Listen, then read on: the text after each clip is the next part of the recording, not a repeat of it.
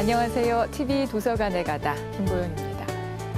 돈을 잃으면 조금 잃는 것이고 명예를 잃으면 조금 더 잃는 것이고 건강을 잃으면 모두 다 잃는 것이다 라는 말이 있죠. 혁신과 열정의 상징이 된 스티브 잡스는 부와 명예를 가졌지만 췌장암 판정을 받은 뒤 6년 뒤인 2011년 56세의 젊은 나이로 세상을 떠나서 많은 사람들을 안타깝게 했습니다. 그는 죽음을 앞둔 병상에서 이런 말을 남겼습니다. 지금 이 순간에 병석에 누워 나의 지난 삶을 회상해보면 내가 그토록 자랑스럽게 여겼던 주위의 갈채와 막대한 부는 임박한 죽음 앞에서 그 빛을 잃었고 그 의미도 다 상실했다. 좋은 책과 함께하는 시간 TV 도서관에 가다. 오늘은 우리에게 가장 중요한 건강 그리고 약에 대해서 이야기 나눠보겠습니다. 고대부터 현재까지 건강하게 오래 살고자 하는 인간의 욕망은 변함이 없다. 고대 사람들은 자신의 몸을 실험 대상으로 삼아 자연에서 채취한 식물의 효험을 확인했고 네로의 군의관인 디오스코리데스는 약물지에 600종의 약초를 감별하는 법과 치료 효과를 남겨 서양약학의 토대를 만들었다. 끊임없이 질병에 맞서온 인류는 18세기 이후 과학의 발달과 함께 무수한 약을 개발하기에 이른다. 하지만 약의 개발 뒤에 항상 핑크빛 미래가 따랐던 것은 아니다. 질병을 치료하고 건강에 좋다고 믿었던 약이 독이 되는가 하면 독이라고 생각했던 것이 약이 되면서 약에 대한 불신과 두려움으로 이어졌다. 독성학자로서 지난 30년간 화학물질의 인체 독성과 유해 화학물질의 안전성을 연구해온 정진호 교수. 그가 인류를 구하기도 목숨을 앗아가기도 하는 약의 양면성을 정의한 책 위대하고 위험한 약 이야기. 종합 비타민은 반드시 먹어야 하는 걸까? 술 깨는 약은 정말 효과가 있을까? 디톡스는 필요할까? 백신은 안심하고 맞아도 되는 걸까 등 약의 역사에서부터 누구나 한 번쯤 궁금하게 여겼을 의문을 차근차근 설명하는데 약에 대한 의존증만큼 불신도 커지고 있는 지금 위대하고 위험한 약 이야기를 통해 우리의 건강과 행복에 도움이 되는 약이 무엇인지 생각해보자. 오늘은 질병과 죽음에 맞서서 인류가 만들어낸 약의 두 얼굴을 다룬 책입니다. 위대하고 위험한 약 이야기 함께 하겠습니다. 함께 말씀 나눠주실 두 분 모셨습니다. 먼저 이 책의 저자 서울대학교 약학대 정진호 교수 나오셨습니다. 안녕하세요. 네, 반갑습니다. 네, 전 식약청장 그리고 서울대 약학대 심창구 명예교수 함께 하셨습니다. 반갑습니다. 네, 반갑습니다. 그 책 이야기 나누기 전에요. 그 정진호 교수님이 독성학 연구에 오랫동안 힘써오셨다고요. 이 네, 맞습니다. 독성학이 어떤 학문인지 좀 소개해 주실까요?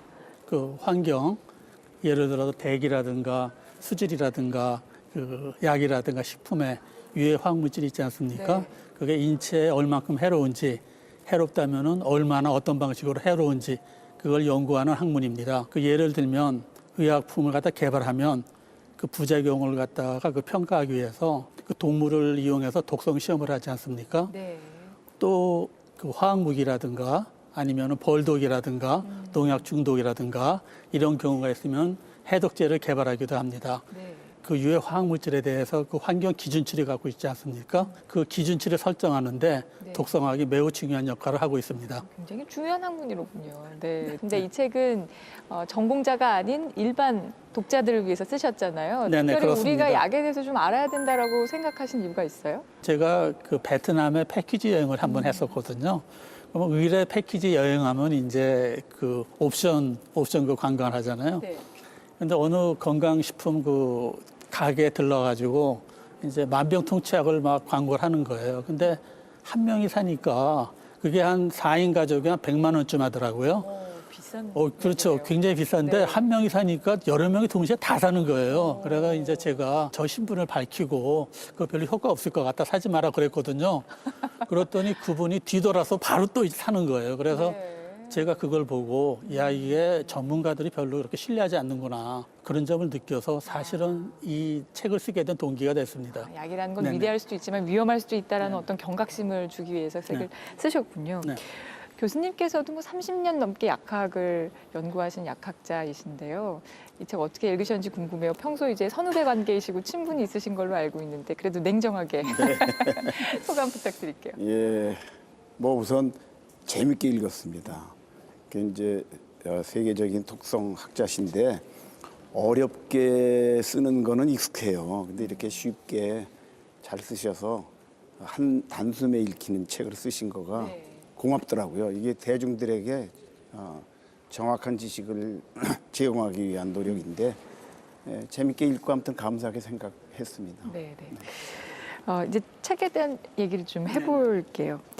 이 책의 서문에 쓰신 글이요. 제가 되게 공감되는 부분이 있어서 한번 소개해드릴게요. 사람들이 정부나 전문가의 말보다 떠도는 소문이나 광고를 더 신뢰한다 이렇게 쓰셨거든요. 이렇게 약에 대해서 또 전문가의 말에 대해서 불신이 커지면서 이제 관련해서 최근에 굉장히 논란이 됐던 일이 하나 있었죠. 이제 아나키라는 그 엄마들의 커뮤니티에서 아이를 약을 먹이지 않고 키우겠다라는 그런 커뮤니티였는데. 이 아나키 운동이 뭔가 보니까 뭐 예방 접종 맞지 말자 뭐 이러는 내용인데 건강한 어린이에게 수도 앓고 있는 어린이를 데려와서 네. 일부러 감염시켜서 자연 면역력을 얻게 하자 그러는데 매우 위험하고 어리석고 큰일 날 일이죠. 예를 들면 백신에 대해서 후진국은 돈이 없어서 백신을 못 맞추고 일부 선진국은 부모들의 과잉 예민한 반응 때문에 접종을 안 해서 애들을 많이 사망케 하는 그런 일들이 일어나고 있거든요. 네. 약을 안 쓰고 키운다 이런 얘기는 극단적일 뿐더러 근거도 없고 위험한 일로 절대 뭐 다시 그런 일이 있어서는 안 될 거라고 저는 생각합니다. 네. 저는 뭐 아나키 회원은 아닙니다만 엄마들 사이에서 그런 얘기 하거든요. 아이들 독감 예방 주사 오히려 안 맞히는 게 더 좋다. 맞췄다가 괜히 탈날 수도 있다. 이런 얘기들 많이들 하거든요. 이런 책도 제가 봤어요. 우리 아이에게 아무것도 먹일 게 없다. 차라리 굶기자. 뭐 식품이 독성이 많아서 아, 네. 그런 얘기랑 비슷한 거예요. 그러니까 극단적이죠. 네. 그리고 아무튼 근거 없는 거니까요. 네. 전혀 현혹돼서는 안 될 일이라고 생각합니다. 네, 네. 이렇게 약을 믿지 못하고 전문가의 말을 믿지 못하는 불신도 문제이지만 너무 약에 의존하는 것도 사실은 큰 문제인 것 같아요. 저도 주변에 보면은 몸에 좋다고 하면은 그냥 무조건 많이 먹는 이제 영양제를 포함해서 건강에 좋다는 그런 그 각종 제품들 인터넷에서 정보가 넘쳐나고 있지 않습니까? 소비자들이 판단할 때는 입소문을 듣든지 아니면 본인이 셀프 전문가가 돼가지고 건강에 관련된 거나 제품을 선택하고 있습니다. 그래서 이 책에서 그 다뤘던 게 뭔가 하면은 슈퍼푸드라든가 건강식품, 디톡스, 종합 비타민에 대해서 실제적으로 과학적으로 허와 실이 뭔지 그 부분을 갖다가 담고자 했습니다. 네. 그래서 결론적으로 말씀드려서 이러한 제품들이 그러니까 뭐 시험관이나 아니면은 그 동물 실험에서 일부 효과가 있지만 인체 시험을 통해서 이렇게 건강에 그 개선 효과가 되고 이런 거는 밝혀진 일이 거의 없습니다. 특히 그 예를 들어서 이제 디톡스 제품 있지 않습니까? 네. 그 제조 회사에서는 이제 건강에 유익하다고 굉장히 주장을 하지만 실제적으로 과학적으로 검증된 바는 없습니다. 그리고 오히려 인체가 제거해야 되는 부담만 많이 줄 뿐입니다. 네. 그래서 그런 부분을 정확한 그런 현재까지 알려진 과학적인 진실을 담고자 했습니다. 디톡스가 또 이렇게 좋은 건 아니군요. 실제적으로는 과학적 디톡스는 네, 누가 그냥 지나가다가 뭐 당뇨병에는 뭐가 좋대더라. 뭐 그러면 그 사 먹어요. 근데 이제 안 들으면 나중에 안 듣던데 그러면은 누구는 낫다 그러던데 왜 그러지? 그냥 그리면 그만이에요. 네. 그러니까 내 소중한 생명을 비전문가하고 상의해서 결정하는 거는 어리석기 짝이 없는 일이죠. 약을 안전하게 먹는 방법 간단합니다. 그냥 전문가에게 물어서 배워서 하면 되는 거예요. 네. 아들 얘기도 들을 거 없고 어머니 얘기도 들을 거 없습니다. 네, 전문가와 꼭 상의한 뒤에 약을 먹어야 그럼요. 된다 이런 말씀이셨어요. 그럼 약의 이제 역사에 대해서 얘기를 해볼게요. 책에 보니까 굉장히 재미있는 내용들이 많이 있더라고요. 2007년에요. 영국 의학 저널이 지난 2000년 동안 인류에게 가장 영향을 많이 미친 10대 의료 혁명을 뽑아서 발표했는데 수많은 생명을 구한 약으로 선정된 것 중에 하나에 마취제가 있었습니다. 근데 마취제는 사실 치료약은 아니잖아요. 그래서 좀 의아하긴 했거든요. 근데 이게 1846년에 최초의 전신 마취 수술이 있었다라고 책에 네네. 쓰여 있던데 네네. 저는 그거를 읽고 아니 그럼 마취제가 없을 땐 도대체 어떻게 수술했지라는 생각이 들더라고요. 그 중세기 이전에는 이 이제 외과 수술할 때 적당한 마취제가 없었기 때문에 사실은 아편이나 포도주 같은 걸 많이 썼습니다. 네. 근데 많이 쓰면 장기가 실제 손상이 되고요. 또 수술이 사실은 더 위험해졌습니다. 그게 당시에는 명의가 되려면은 수술을 빨리 하는 게 명의였습니다. 네. 네. 근데 그 1800년대 이제 미국 그 대학가에서 에테르를 그 들여 마시고 이제 환각에 그 빠지는 그런 그 에테르 파티라는 게 있었거든요. 네. 근데 1842년에 이제 외과 의사가 그 에테르 파티에 참석을 하다 보니까 그 학생들이 굉장히 심하게 의자에 부딪혀 다쳤는데 전혀 통증을 못 느끼는 거예요. 그걸 보고 에테르가 굉장히 이러면 마취 효과가 있구나. 그런 사실을 알게 돼가지고 네. 이제 그때 마침 그 대학에 그 종양을 목에 종양이 이제 2개 있는 학생이 있었는데 에테르로 마취시킨 다음에 수술을 했거든요. 그래서 통증 없이 성공적으로 수술을 했습니다. 네. 그 외과 의사가 마취에 성공하는 그런 신뢰를 학계에다가 보고하지 않았거든요. 왜 그래서 사실 그랬을까요? 네, 왜 그랬을까요? 그러니까 그 당시는 아마 학계를 보고를 해야지 최초로 인정을 받는데 네. 이제 그런 사실을 무시한 거죠. 그래서 사실은 그게 최초로 마취제를 사용한 수술이라는 것이 돼 있지 않고요. 그래서 네. 1846년에 그 매사추세츠 병원에서 존 워렐이라는 이제 사람이 최초로 종합병원에서 전신마취 외과 수술을 에테르를 사용해가지고 수행하게 됩니다. 그 세균에 대한 얘기도 참 재밌었던 것 같아요. 그러니까 세균의 존재가 밝혀지기 이전에는 더러운 공기 때문에 사람들이 병에 걸린다 이렇게 생각했었다면서요. 전 그 부분이 참 재밌더라고요. 그 파스테르라는 사람이 이제 실험을 했어요. 한 250년 전쯤 되는데 유리로 만든 플라스크 안에다가 이제 스프를 집어넣고 열을 가열해서 유리병목을 이렇게 S자로 꼬부려서 스프를 끓였다 놓으면 2주가 지나도 안 썩는 거예요. 그 왜 그러냐면 그 수증기가 올라가서 이렇게 꼬부라진 데에 물이 차가지고 네. 밖에 공기가 직접 접촉이 안 되는 거예요. 하늘에서 공기 중에 있는 균이 떨어져서 썩는 거다. 이제 그런 거를 이제 발견하는 계기가 되어서 그때서부터 네. 세균이 문제다. 아. 이제 이렇게 인식하게 되었다고 그래요. 아, 네. 그 전까지는 원인을 잘 몰랐고 이제 추정을 한 거죠. 그냥 공기로. 이게 세균이 발견되면서부터 굉장히 인류의 삶에도 큰 영향을 미칠 정도로 이게 굉장히 위대한 발견인 것 같더라고요. 네, 그렇습니다. 네. 그래서 사실은 그 세균이 처음 발견된 게 17세기 중엽에 이제 그 레벤후기라는 사람이 현미경을 발견했거든요. 300배 현미경을 발견해가지고 우리가 눈에 볼 수 없는 작은 미세 물질이 있다. 미세 동물이 있다 해가지고 그렇게 발견을 했습니다. 근데 세균은 발견을 했지만 그 세균이 전염병을 옮기는 매개체다라는 거 발견하는데 200년이 추가로 더 흘러갔습니다. 또 한 가지 사례를 설명을 드리면 18세기 중반에요. 그 산옥열이 굉장히 유행했었거든요.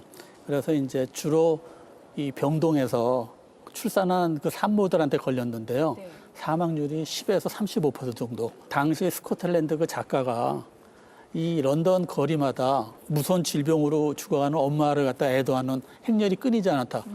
그렇게 묘사하고 있습니다. 네. 근데 병의 원인이 매우 단순했거든요. 그 병원군을 소독해야 된다는 개념이 없었습니다. 그러니까 세균을 발견하기 이전이니까요. 아니 세균은 발견했지만 네. 세균이 병원을 옮긴다는 아. 거를 갖다가 생각을 못했기 때문에 전염을 네, 그렇죠. 알지 못했을 때. 그렇죠. 네. 그래서 의사들이 그 산모 병동에 들어갈 때 손도 씻지 않고요, 수술 도구도 씻지 않고 네. 그대로 들어가니까 앞에 있는 균이 그대로 전염이 다 되는 거였어요. 그렇겠네요. 네. 그래서 이제 그 제멜바이스라는 산부인과 의사가요 병동에 들어가기 전에 반드시 그 염소 소독을 해서 손을 씻어야 된다. 그다음에 수술 도구도 씻어야 된다. 그렇게 주장을 했거든요. 주장을 하니까 이제 주변의 산부인과 의사들하고 굉장히 반대가 심했고요. 심지어는 병원에서 이제 해고가 됐습니다. 그건 이상한 주장을 한다 그런 거죠. 네. 19세기 말까지 질병의 그 원인이 약 80% 정도가 세균이었는데 네. 세균론을 갖다 정확히 모르는 거였어요. 19세기 말에 들어와서 아까 그 신 교수님 말씀하신 파스테르하고 네. 고흐가 실제적으로 이제 세균이 바로 많은 질병의 원인이다. 그렇게 밝혔고요. 그렇게 되니까 다양한 그런 그 세균에 대해서 전염병을 예방하기 위한 백신이 나왔고요. 네. 또 이제 세균을 죽일 수 있는 항생제가 개발돼서 아. 인류 이런 수명 연장에 큰 역할을 했죠. 네, 네. 네. 그 대표적인 항생제, 그러니까 처음 만들어낸 항생제가 바로 페니실린인 거죠. 1928년에 그 플레밍이라는 사람이 페트리디시라고 접시에다가 포도당 규균을 이제 기르는 실험을 하고 있었는데 네. 어느 날 나갔다 돌아오니까 곰팡이가 하나 떨어져 있는데 그 곰팡이가 떨어진 주변에는 균들이 다 죽어 있는 걸 발견했어요. 이 곰팡이에서 나온 어떤 물질이 균을 죽이나 보다. 1928년 9월 영국 런던의 세인트 메리 병원. 여름 휴가를 마치고 실험실에 돌아온 세균학자 알렉산더 플레밍은 유행성 독감 연구를 위해 키우던 세균 배양 접시에서 푸른색의 특이한 곰팡이를 발견했다. 허허이, 세균 배양 접시에 뚜껑을 닫고 가지 않았다니. 여름 휴가를 떠나기 전에 접시에서 배양된 세균을 현미경으로 관찰한 뒤 그만 깜빡 잊고 접시 한 개의 뚜껑을 열어놓은 채 연구실에서 나왔던 플레밍. 뚜껑을 열어놓은 세균 배양 접시에 날아든 푸른색 곰팡이는 아래층 실험실에서 공기를 타고 왔으리라 짐작되는 희귀한 균주였다. 플레밍이 휴가를 떠난 후 그의 런던 날씨가 예외적으로 서늘해서 푸른색 곰팡이가 잘 자랐던 것이다. 호기심이 발동한 그는 푸른색 곰팡이에 대해 알아보기로 결심했다. 우선 푸른 곰팡이를 많이 배양하기 위해 유리 접시 위에 천을 깔고 곰팡이의 포자를 키웠다. 플레밍의 예상대로 장테푸스와 대장균을 제외한 나머지 병균들은 푸른 곰팡이에 의해 죽어버렸다. 대단해. 이 푸른색 곰팡이 이름을 페니실리움 노타툼으로 하자. 연구에 박차를 가하던 플레밍은 푸른 곰팡이가 세균에 대해 항균 작용을 한다는 사실을 확인한 후 이 물질을 페니실린이라고 불렀다. 플레밍은 이 연구 결과를 학회지에 발표했지만 크게 주목을 받지 못했다. 그 후로도 계속해서 페니실린 연구를 한 플레밍을 두고 사람들은 푸른 곰팡이에 미쳤다고까지 말했다. 플레밍의 발견은 10년 뒤 제2차 세계대전에서 빛을 발한다. 생화학자 언스트 체인과 병리학자 하워드 플로리가 푸른 곰팡이에서 페니실린을 분리한 것을 정제한 실험 결과를 발표한 것이다. 임상 실험까지 마친 결과 플레밍의 페니실린이 인체에 해가 없군. 그뿐만이 아니야. 상처에 난 염증 치료에도 탁월해. 1941년 옥스퍼드 실험실에 공장을 만들고 페니실린을 대량으로 생산하기 시작한 두 사람. 이렇게 해서는 생산량이 절대적으로 부족해. 불행하게도 영국의 제약회사들은 우리들 연구에 관심이 없다네. 그러게 말이네. 미국 제약회사들은 좀 관심을 보이려나. 대량 생산을 위해 어쩔 수 없이 미국행을 선택. 제약회사 머크와 곰팡이 배양법 공정을 협의해 페니실린을 생산한다. 2년이 지난 1943년부터 제2차 세계대전에 참전한 부상병들의 치료에 페니실린을 이용. 노르망디 상륙작전 무렵에는 230만 명을 치료할 수 있는 페니실린을 확보하게 된다. 곰팡이로부터 만들어내는 거는 많이 만들기가 어렵기 때문에 점점 이제 반합성 항생제, 합성 항생제 뭐 이렇게 발전을 해서 오늘날 많은 항생제가 나오게 됐는데 네. 그 수술을 할 때 아까 마취제 얘기를 했지만 그 후에 다 염증이 생겨서 죽는 거예요. 네, 네. 그래서 이 항생제하고 마취제하고 함께 나옴에 의해서 외과 수술이 이제 성공하게 되기 시작하는 네, 거죠. 네. 그래서 아무튼 인류의 수명을 페니실린이 나오고 뭐 정설은 아닌데 평균 수명이 10년이 늘어났다는 말을 제가 어디서 잠깐 봤어요. 네, 네. 근데 이 항생제도 많이 먹으면 왜 내성 생긴다고 하잖아요. 실내가요. 2016년에 미국에 그 한 여성이 이제 그 병원군에 그 감염이 됐는데 항생제를 26개를 썼는데 다 듣지 않아가지고 사망한 경우가 있습니다. 네. 여러 종류 항생제를 동시에 써도 이제 슈퍼박테리아가 죽질 않는 거죠. 그래서 그 항생제 내성에 대해서 올해 2월 달에 그 세계 보건기구에서요. 현재 12종의 그 슈퍼박테리아가 있고 다음에 인류 건강에 이 슈퍼박테리아가 시한폭탄 같다. 근데 지난 25년 동안 새로운 항생제가 거의 개발되지 않았거든요. 그 이유는 뭔가 하면은 항생제 개발하려면 제약회사에서 시간이 많이 걸리는데 이게 항생제 그 내성이 생기죠. 또 하나는 경제적인 보상이 크지 않죠. 거의 개발하지 않고 있습니다. 네. 일부 전문가들은 인류가 이미 그 항생제와 슈퍼박테리아의 그런 싸움에서 지고 있다라고 그렇게 얘기하고 있습니다. 그리고 더 큰 문제는 항생제 그 남용 문제가 있는데요. 저명한 의학저널 그 란셋에 나온 건데요. 그 항생제 소비가 많은 국가일수록 항생제 내성균의 감염 확률이 굉장히 높다. 네. 우리나라도 보면 그 항생제 소비가 OECD 국가 중에서 굉장히 높은 수준이거든요. 병원이나 약국에서 처방하고 조제하고 할 때 항생제도 많이 쓰고요. 네. 다음에 이제 축산물이나 수산물에서 양식할 때 생산을 늘리기 위해서 항생제를 많이 쓴다고 알려져 있거든요. 장기적으로 항생제 대책을 세워야 되지 않나 그런 생각이 듭니다. 네. 네.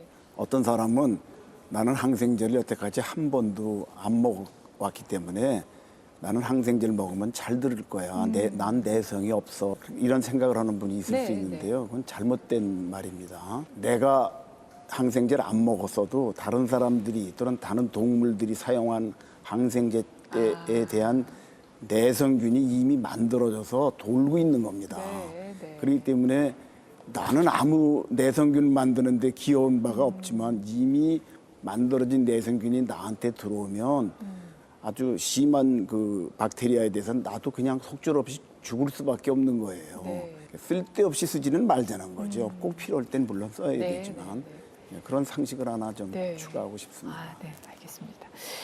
그 항생제 얘기까지 이제 해봤는데 그 약 얘기하면서 비타민도 또 빼놓을 수가 없을 것 같아요. 네. 비타민은 언제 생겨난 건가요? 이거 보니까 1890년이라고 그래요. 네덜란드 군인이 인도네시아 자바섬에 파견된 적이 있었는데 군인들이 각기병, 다리 붓는 네. 병 있잖아요. 각기병이 생겼어요. 세균인가 보다. 이제 뭐든지 세균으로 보는 습관이 생겼으니까 세균을 아무리 찾으려고 그래도 세균하고 관련이 없더라고요. 나중에 어떤 음식을 먹으니까 그게 자연스럽게 낫는 거를 보고 네. 이제 거기서부터 연구를 시작해가지고 그 비타민 B1이라는 물질을 찾아냈는데 그 비타민이라는 말이 이제 바이탈, 생명의 치명적인 뭐 이런 말과 아민이라는 화학 구조에 아민이라는 게 있어요. 그런 두 말을 합쳐서 이제 비타민이라는 말을 만들었는데 나중에 더 연구를 해보니까 꼭 아민이 아니어도 그런 작용을 갖는 게 있기 때문에 네. 아민은 영어로 AMINE라고 쓰는데 그때 E자를 없앴어요. 아민은 아니다. 그래서 정확히 얘기하면 아니다. 네, 그래서 이제 이름이 비타민이 된 겁니다. 그렇군요. 네, 네. 아, 재밌네요. 약 얘기도 우리가 몰랐던 것들 들으니까 굉장히 흥미롭네요. 그 교수님이 책에서 건강을 위해서 종합 비타민 먹어야 하나요? 이런 질문을 많이 받는다고 하셨는데 저도 오신다 그래서 안 그래도 그거 여쭤보고 싶었어요. 종합 비타민 먹어야 되나요? 네네. 제가 사실은 이제 25년 동안 강의를 해오면서요. 학생도 그렇고 일반 회의석상에 가면 그런 질문을 많이 받거든요. 네. 사실 비타민은 필수 영양소거든요. 5대 영양소거든요. 그래서 생리 기능을 유지하는 데 굉장히 필요합니다. 그리고 음식물로부터 반드시 섭취를 해야 됩니다. 근데 이제 19세기 이전에는 사실은 영양 불량 상태에 있었잖아요. 인류가 영양 그 불량 상태에 있기 때문에 각기병이라든가 괴혈병이라든가 이런 비타민 결핍 증상이 굉장히 많았습니다. 현대 식생활에서 보면 네. 사실은 영양 과잉 상태잖아요. 그래서 식사를 이런 육류나 뭐 곡식이나 채소나 어류나 이렇게 골고루 균형 잡힌 식사를 하면 비타민 결핍 증상은 그렇게 흔하지 않다.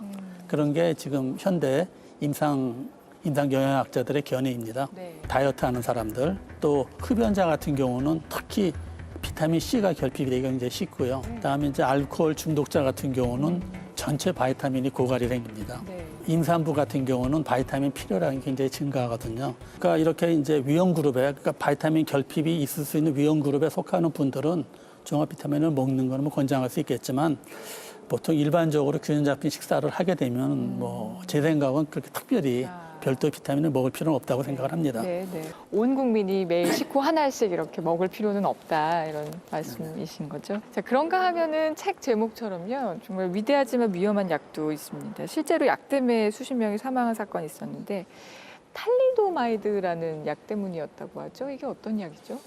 네, 이제 1954년에 독일의 그린엔탈이라는 제약회사가 임산부의 입덧을 막아주는 약을 개발했어요. 그 약이 이제 탈리도마이드인데 입덧도 없고 다른 부작용이 하나도 안 느껴지고 너무나 좋은 거예요. 46개국에서 팔았다는데요. 미국은 이제 허가를 안 해줬지만 일본도 이제 그 약을 수입해서 팔았는데 그래서 그 어떤 증상이냐면은 인부가 애를 낳으면은 신생아에 팔과 다리가 짧거나 없는 상태로 태어나는 거예요. 네. 사산아를 낳는 경우도 많고요. 그런 아이가 12,000명이 이제 태어났어요. 죽은 애 수는 뭐 말할 수 없이 많고요. 재작년에 일본의 무슨 학회에 가서 발표를 할 기회가 있었는데 일본 탈리도마이드 피해 환자 협회 회장이라는 분을 만났는데 그분 자신이 이 손발이 이래요. 그래가지고 이제 노트북 컴퓨터를 하는데 이거 손으로 이걸 잘 못해가지고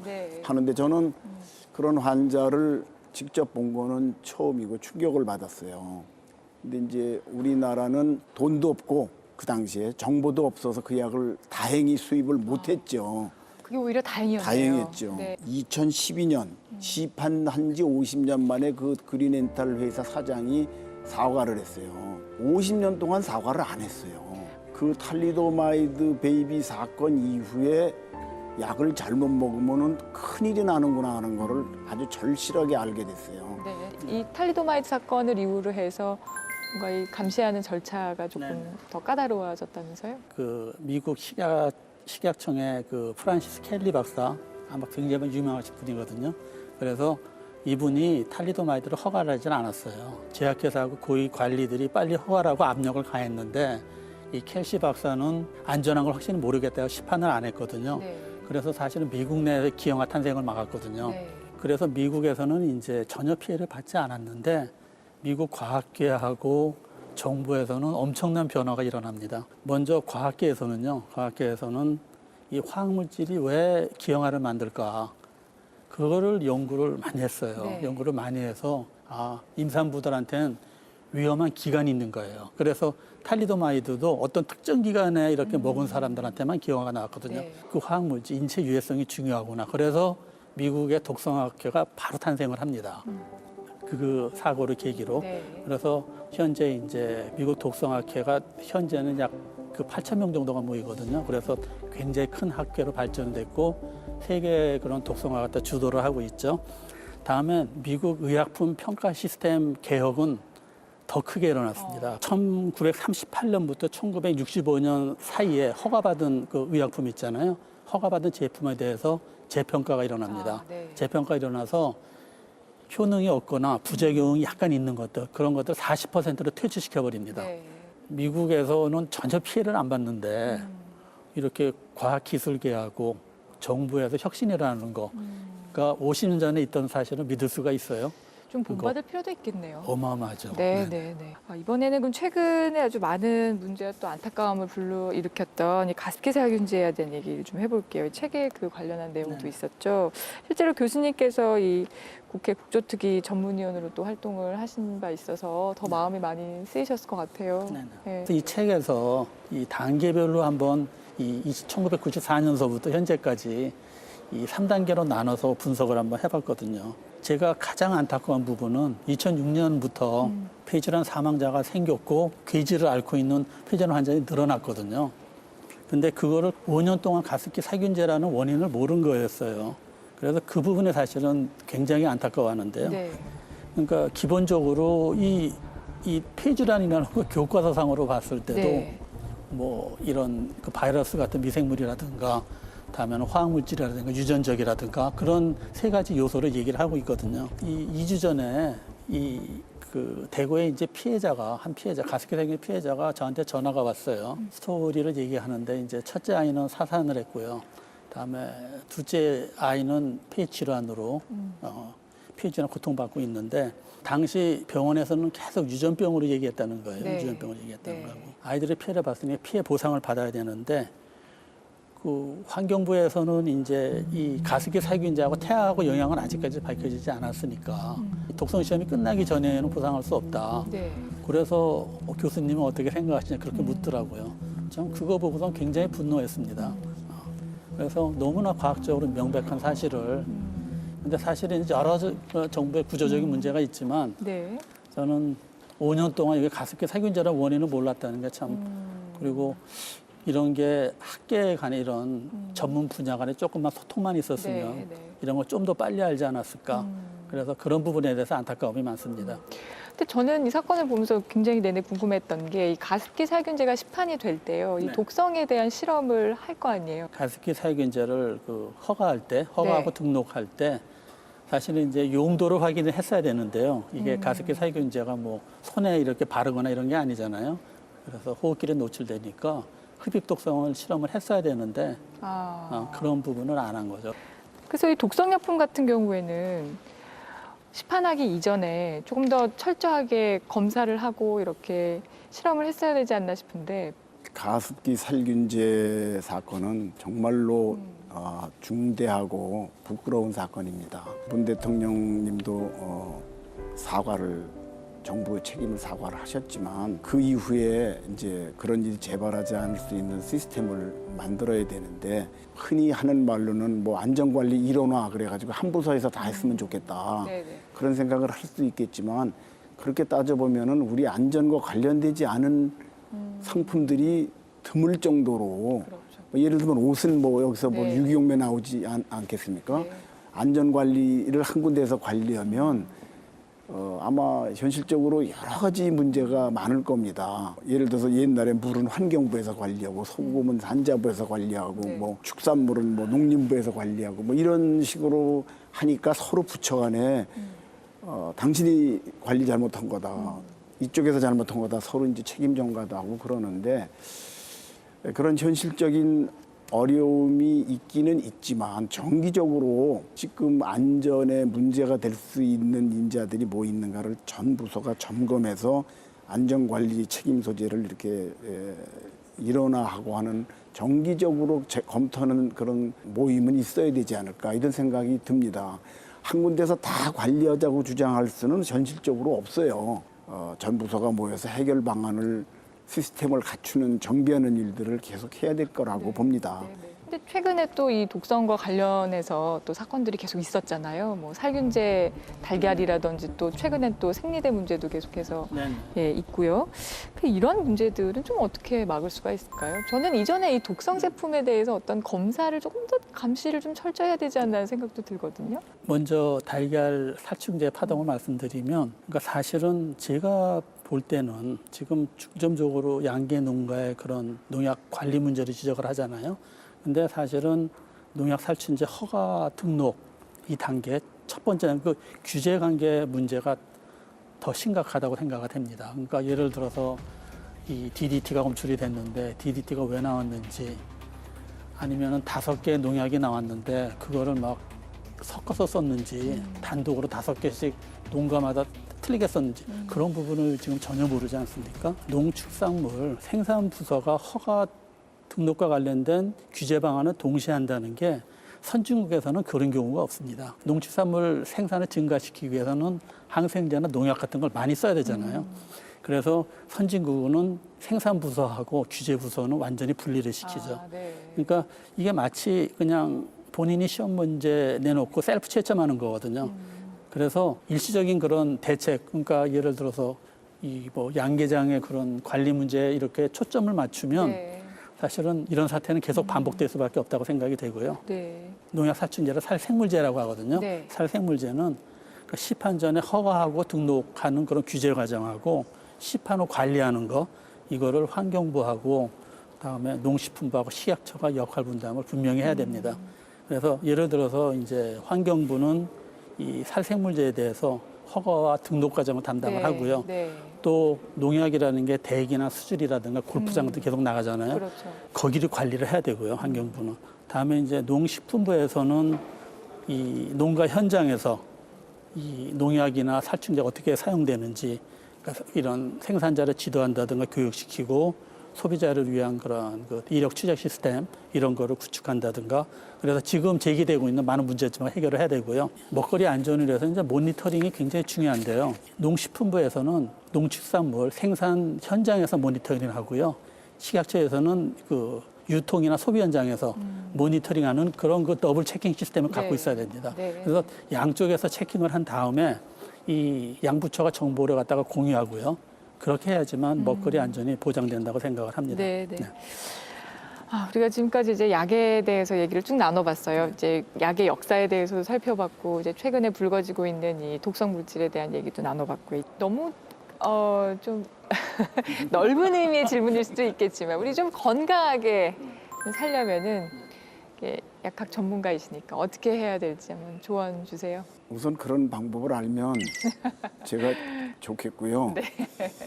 제 아버지가 같이 사시는데 네. 98세신데 어휴, 장수하시네요. 네. 우리 아버지한테 한번 여쭤본 여쭤봐야. 다음에 알려드릴게요. 네, 아 그렇군요. 근데 다만 일반적으로 다 알려진 거는 네. 뭐 위생, 영양, 운동 이런 것도 있지만은 국가적으로는 건강관리 시스템을 잘 정비해서 네네. 질병을 예방하고 치료할 수 있는 시스템을 국가는 마련해야 될 것이고 개인은 자기 건강을 위해서 뭐 이 담배 피면서 운동하고 이러는 거는 넌센스고 앞뒤가 네. 안 맞는 행동이잖아요. 네, 그러니까 네. 건강 관리를 위해서 본인이 노력하면서 네. 국가도 시스템을 갖추고 뭐 이렇게 나가는 게 일단 교과서적인 답변일 것 네, 같습니다. 근데 가장 맞는 답변이시죠. 지금 속으로 TV 보시면서 좀 찔리는 분들 계실 것 같아요. 교수님, 이 책을 통해서 독자들에게 하고 싶은 말씀 있으면 마지막으로 한 말씀 부탁드립니다. 제가 서론에도 담았지만 그 카일 세이건이 유명한 히트작 있잖아요. 코스모스에서 현재를 이해하려면 과거를 알아야 된다.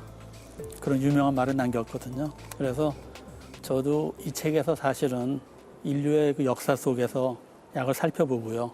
독자 스스로 약을 이해할 수 있도록 그런 목적으로 이제 이 책에 담았고요. 약은 우리에게 정말 위대하게 혜택을 많이 줍니다. 근데 잘못된 사용은 이런 심각한 부작용을 갖다 일으킬 수 있거든요. 그래서 이 소비자들이 항상 혜택과 부작용에 대한 양 개념을 갖다 갖고 있는 게 필요할 것 같고요. 네. 끝으로 이 책이 이제 독자들에게 건강한 삶을 누릴 수 있도록 조금이라도 도움이 됐으면 합니다. 네. 오늘 두 분 말씀 정말 잘 들었습니다. 지금까지 위대하고 위험한 약 이야기를 통해서 약에 얽힌 다양한 얘기들 한번 들어봤습니다. 네, 오늘 좋은 말씀 주신 두 분 고맙습니다. 고맙습니다.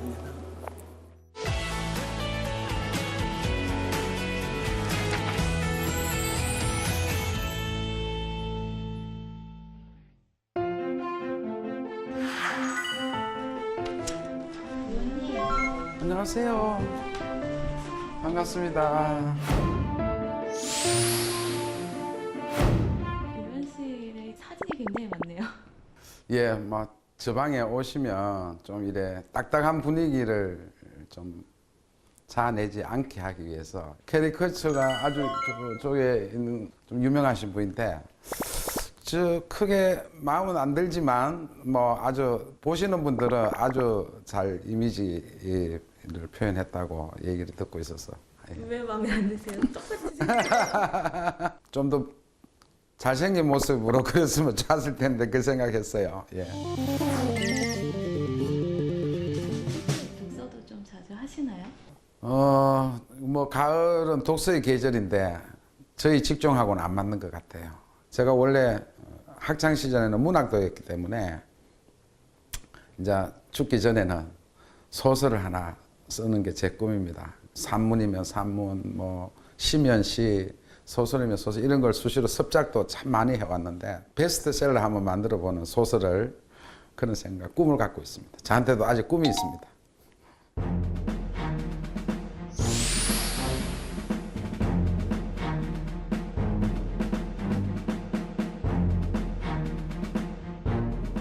오늘 소개시켜 주실 내 인생의 책 뭔가요? 예, 아마 뜻밖일 것 같은데요. 예, 저는 우리 청년들을 위해서 읽은 책이 하나 있어서 바로 이 책인데요. 코너 우드만이라는 우리 청년이 쓴 책 제목은 나는 세계 일주로 경제를 배웠다라는 책입니다.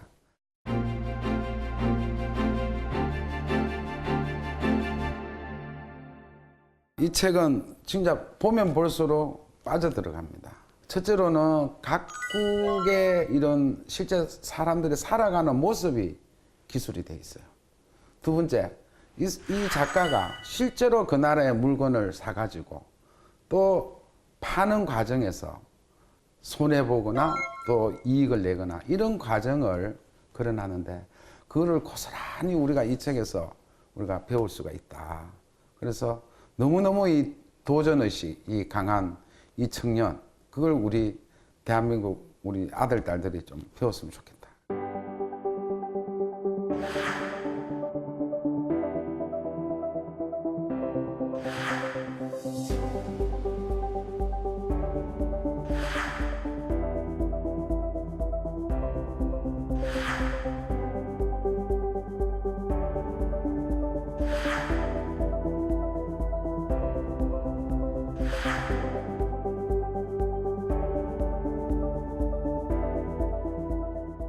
우리가 뭐 콜럼버스가 됐든 우리가 참 대륙을 탐험한 그런 사람들의 저는 버금갈 정도로 이 작가를 저는 높이 평가합니다. 돈은 많이 직장생활에서 벌지만은 매일매일 출근하고 그냥 자기가 급여받는 거에 대해서 조금 환멸을 느끼고 시작을 하는 겁니다.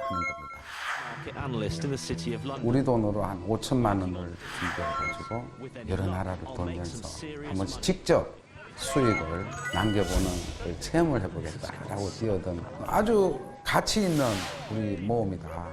이 수출이 무역에 대해서 그 실제 현장에서 해결해 나가는 과정 이런 거는 야 진짜 과연 이분 말대로 그래 했을까? 너무 어려웠을 것 같은데 그게 매우 저는 좀 의심을 가지면서도 봤고 작가는 이제 모로코를 가서 가장 유명한 상품이 이제 카페트라는 걸 알게 됩니다. 그 나라에서 유명한 카페트가 우선 어느 지역에서 생산하는 게 가장 질 좋은가를 파악을 합니다.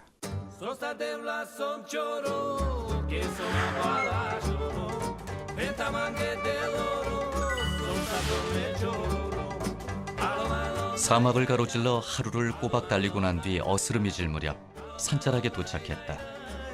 모로코에서 조금이나마 이윤을 남기는 데 성공한다면 더 많은 돈으로 더 큰 시장에 도전할 만한 자신감을 얻을 수 있을 것이다. 나는 내 카펫이 품질도 좋고 가격도 합리적이라는 확신이 있었다. 모 아니면 도의 도전이 시작되었다. 이제 가장 좋은 카펫을 가장 싸게 사와야 할 차례다. 경영 관련 서적에 자주 등장하는 세 단계 협상의 기술이 있다. 첫째, 협상에 들어가기 전에 한계선을 정한다. 그 밑으로는 절대 양보해서는 안 된다. 둘째, 협상의 결과를 미리 예측해 본다. 이를 기준으로 협상 결과가 좋았는지 나빴는지 평가할 수 있다. 그리고 마지막, 최상의 시나리오를 염두에 둔다. 협상의 기술을 제대로 익히지 않은 채 모로코 같은 곳에 왔다가는 물건을 사는 족족 바가지를 쓰게 된다. 협상의 시나리오를 나름대로 이렇게 또 머리를 굴리는 거죠. 굴려가지고 최종 결정을 하고 구입을 합니다. 그래서 결국 이 우드만은 첫 작품을 성공리에 이제 수익을 창출하는 이제 첫 경험을 하게 되는 겁니다. 모든 일이 그렇듯이 시작이 반이다라는 말이 있지 않습니까? 그러니까 이 시작이 손해 봤더라면 아마 이 작가는 저는 접었을 거라고 봐요. 아 이거 힘드는 거구나 하는데 첫 작품을 성공리에 이끄니까 자기가 더 자신감을 실제로는 갖게 되고 또 다른 나라로 이제 가봐야 되겠다라는 뭐 용기 이런 것을 많이 동기부여를 받았겠다 이런 생각을 했습니다.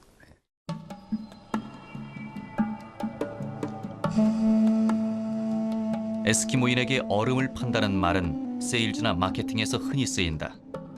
에스키모인들은 추운 지방에 살기 때문에 얼음이 필요 없다. 따라서 그들에게 얼음을 팔려 하는 것은 멍청한 짓이다. 그런데도 다른 편에서 생각해보면 에스키모인에게 얼음을 판 사람은 똑같은 이유에서 기막힌 세일즈맨이 된다. 이제 여기서 얼음을 칠리 소스로, 에스키모인을 인도 사람으로 바꿔보자. 인도 시장에 칠리 소스가 필요한 만큼 있는 것이 확실할까? 한번 알아봐야겠다. Eddie Cloter is Cape Town's own chili sauce entrepreneur.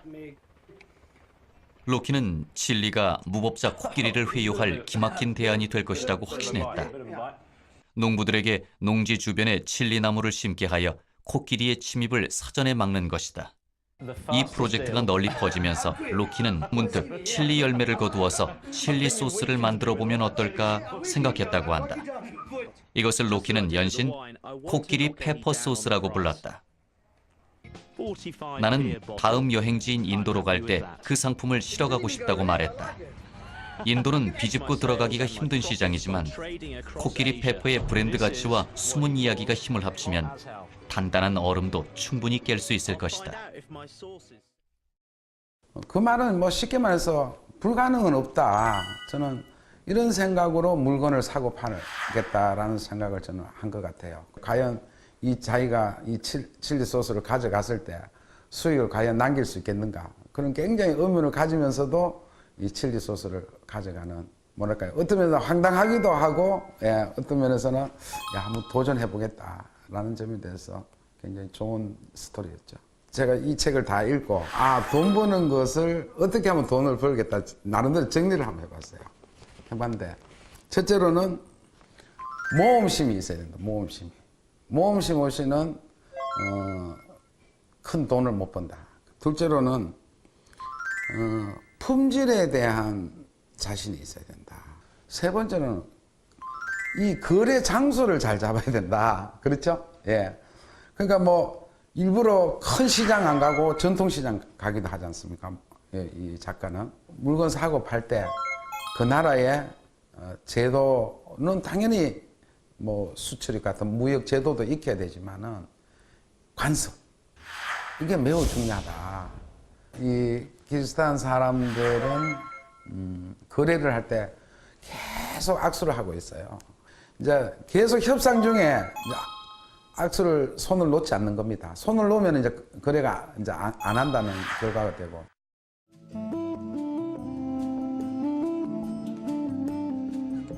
시장의 전통적인 상거래 방식도 존중해야 한다. 흥정이 시작되면 당사자 두 사람이 굳게 악수를 한다.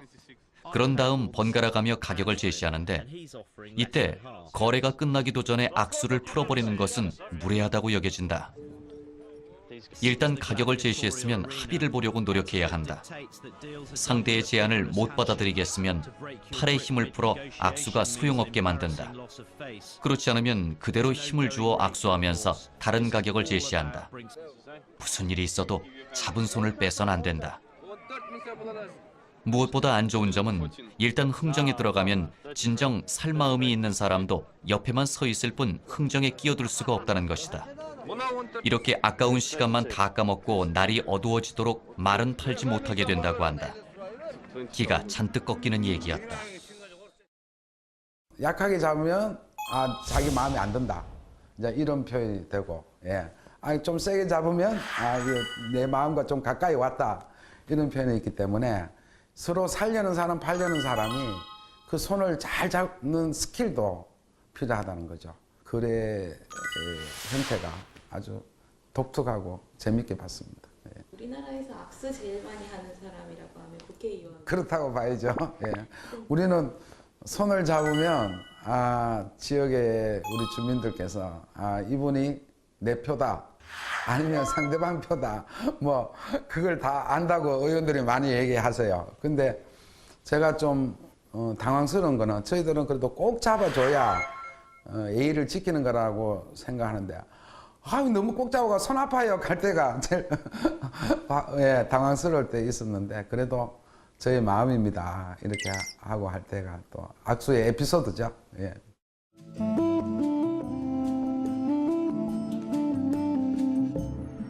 상하이까지는 기차를 타고 가기로 했다.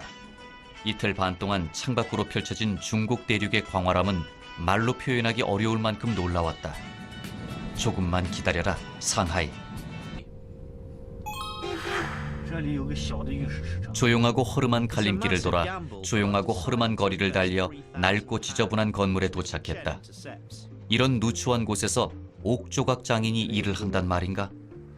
다른 디자인도 봤으면 좋겠다고 했지만 젊은 장인은 꿈쩍도 하지 않았다.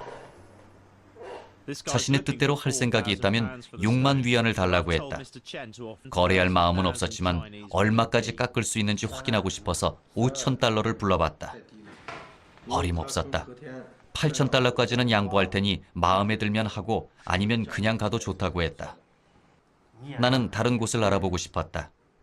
무언가 잘못 돌아가고 있다는 느낌이 들어서 오사장을 추궁했다. 그러자 조각가에게 계약 금액의 20%를 수수료로 받기로 했다고 실토했다. 어이가 없어서 아무런 대꾸도 할 수가 없었다. 이번 경험은 눈을 부릅뜨고 숨은 비용을 경계하라는 경고였다. 중국 옥조각 시장도 예외는 아니었다. 이 저자도 이 달인이 다 돼 있는데도 불구하고 중국 사람들이 워낙 상술이 좋지 않습니까? 예, 세계인이 놀라는 성공한 것보다도 오히려 이제 손해를 본 사례로서 아주 기억에 남고 또 그 손해 본 게 타산지석으로 자기한테 더 좋은 경험이 됐지 않나 싶고 결국 손익을 골고루 보면서 나름대로 참 스스로 자부심을 느끼고 참 좋은 경험했다라고 기술하고 이렇게 우리 책을 낸 것은 계속해서 이런 사람들이 그것도 세계인 중에서도 대한민국 청년들이 많이 나왔으면 또 해외 배낭여행을 많이 다녔어요. 그 배낭여행 다닌 그 대학교 때 그 마음을 이제는 내가 일로 연결을 한번 시켜봤으면 좋겠다 생각.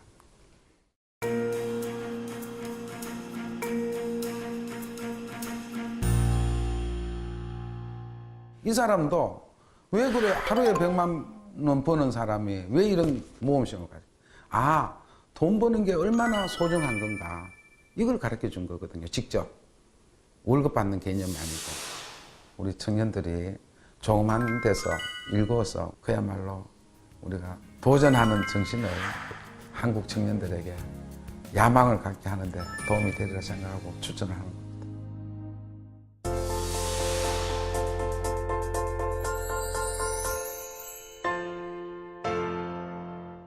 국회 도서관이 선정한 새로 나온 책과 화제의 책들을 만나보는 시간, 신간산책입니다. 오늘은 어떤 책들이 준비되어 있을까요? 대부분의 사람들은 훈계의 대상이 되는 걸 달가워하지 않죠.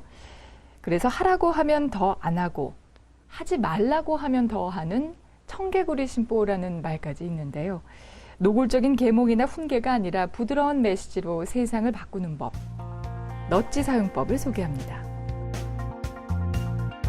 넛지는 팔꿈치로 슬쩍 찌르다, 주의를 환기시키다라는 뜻인데요. 2009년 화제가 된 책 넛지, 똑똑한 선택을 이끄는 힘에서 타인의 선택을 유도하는 부드러운 개입이란 의미로 사용된 이후 행동경제학의 용어로 자리 잡았습니다. 강준만 전북대 신방과 교수는 이 넛지를 정책의 보조수단으로 활용하자고 제안하는데요. 가장 먼저 재미를 느끼면 어떠한 일이든 기꺼이 한다. 귀차니즘은 인간의 본능이다 등 사람이 추구하는 대표적 특징을 7가지로 나눠 넛지 상관성을 분석한 점에 흥미롭습니다. 또한 자동차 과속 방지부터 대중교통 승하차 질서, 물 낭비 감소, 투표율 제고 등을 위해 넛지가 어떻게 사용될 수 있는지 구체적으로 제안하는데요. 저자는 빗물바지에 쓰레기를 버리는 일을 막기 위한 웃는 얼굴 스티커 도입처럼 넛지가 실패한 사례도 있지만 단순히 포기할 것이 아니라 더 나은 방안을 찾아내야 할 숙제로 삼아야 한다고 강조합니다. 밥상을 보면 시대상이 고스란히 담겨 있다고 하는데요. 우리 조상들은 과거 무엇을 먹고 살았으며 또 다양한 먹거리에는 어떤 역사가 있는 것일까요? 역사가 차려낸 한 끼에 담긴 이야기, 고전에서 길어올린 한식 이야기 식사를 소개합니다. 연세대 사학과를 졸업하고 경향신문 기자로 활동했던 황광해 맛칼럼니스트. 그는 역사 속 순간을 함께한 우리만의 먹거리, 한식을 제대로 알고 먹는 것은 큰 즐거움이 아닐 수 없다라고 강조하는데요. 조선왕조실록, 승정원 일기, 도문대작 등 고전에 담긴 우리의 음식 기록을 바탕으로 독자들이 잘못 알고 있거나 몰랐던 사실을 총 6장에 걸쳐 소개합니다. 신선로는 궁중요리의 대명사가 아니라 원래 차와 술을 데우는 도구였다. 흔히 잘못 알고 있는 궁중요리는 기생집의 가지수 많은 안주가 둔갑한 것이다 등 음식에 얽힌 뒷이야기를 가감없이 풀어냈는데요. 깊은 밤 궁궐로 냉면을 테이크아웃했던 순조의 이야기부터 스트레스가 심한 성종의 소울푸드가 되어준 수반까지 옛 문장과 그림 속에서 찾아낸 우리의 먹거리 이야기가 쉴 새 없이 펼쳐집니다. 우리에게 익숙한 음식 속에 담긴 역사 이야기가 독자의 호기심을 자극합니다. 최근 서점이나 대중매체에서 불어오는 인문학 바람이 대단한데요. 이러한 열풍 속에서 청년들은 과연 어떻게 인문학에 다가가고 있을까요? 청춘, 인문학을 묻다를 소개합니다. 이 책에는 인간의 사상과 문화는 어떻게 생겨나는 것일까라는 학술적인 궁금증부터 지금 이 시대를 살아가는 청년들의 일상적 고민들이 생생히 담겨 있는데요. 인문운동, 동양철학, 문화인류학 등 다양한 인문학 분야에 대한 20대의 질문과 각 분야 교수들의 답변으로 구성됐습니다. 우리는 왜 우리 자신을 알기 위해 노력해야 하나요? 잘 산다는 것은 어떤 삶인가요? 등 청춘들이 한 번쯤 품었을 법한 질문들이 호기심과 공감을 이끌어내는데요. 책은 인문학의 본질에 대해 고민하는 사람, 인문학에 호기심이 생겼지만 어디서 어떻게 접근해야 할지 모르는 이들에게 인간과 세상을 새롭게 바라볼 수 있는 기회를 제공합니다. 역사는 한 사람의 힘으로 이루어지지 않는데요. 다양한 이들의 의미 있는 선택과 또 행위들이 모여서 만들어진 것이 바로 역사이죠. 근대 시민사회의 등장을 이끌었던 한국 역사 속 이방인의 주목한 책, 그들은 휴머니스트였다를 소개합니다. 1987년 감리교 신학대학교에서 신학 수업을 시작한 저자 하희정. 그는 그동안 선교사라는 협소한 시각에 갇혀 제대로 평가받지 못했던 이들의 삶을 휴머니즘 관점에서 새롭게 분석하는데요. 백정마을로 왕진단인 어이 올리버 에비슨, 이름 없는 조선 민초들의 삶을 기록한 매티 노블 등 조선을 시민사회로 이끈 시민교육, 공공의료, 대중매체 분야에서 활약한 선교사 12명의 삶을 추적합니다. 조선에서 대중교육의 사회적 가치를 처음 각인시킨 교육 개척자들, 힘을 상실한 조선 정부를 대신해 빈자리를 위한 사회안전망 구축에 나선 의료 선교사들, 조선의 숨겨진 가치를 재발견하고 조선인들의 자유를 향한 투쟁을 응원하며 이를 국제사회에 알린 사람들 등 낯선 나라 조선에 찾아와 인류애를 실천한 사람들의 생애와 노력을 새롭게 마주할 수 있습니다. 1995년 유네스코는 독서의 중요성을 알리기 위해 세계적인 문호 세르반테스와 세익스피어의 사막일인 4월 23일을 책의 날로 정했습니다. 그런데 우리나라에도 책의 날이 있다는 사실 아시나요? 무려 8년이나 앞선 1987년에 처음으로 제정됐다고 합니다. 바로 오늘 10월 11일이 책의 날인데요. 고려 8만대장경을 완성한 서기 1251년 음력 9월 25일을 양력으로 환산한 것이라고 합니다. 8만대장경의 완성을 기념하고 책의 소중함과 또 책 읽는 즐거움을 널리 일깨우기 위해서 이 날을 만들었다고 하네요. 9월은 독서의 달이고 흔히 가을을 독서의 계절이라고 부르죠. 책 읽기 딱 좋은 날입니다. 올 가을에는 가슴에 담아둘 좋은 책 한 권 읽어보시면 어떨까요? TV 도서관에 가다 저희는 다음 이 시간에 다시 인사드리겠습니다. 함께해 주신 여러분 고맙습니다. So while turning in my sheets and once again I cannot sleep, walk out the door and up the street, look at the stars beneath my feet, remember rights that I did wrong, so here I go.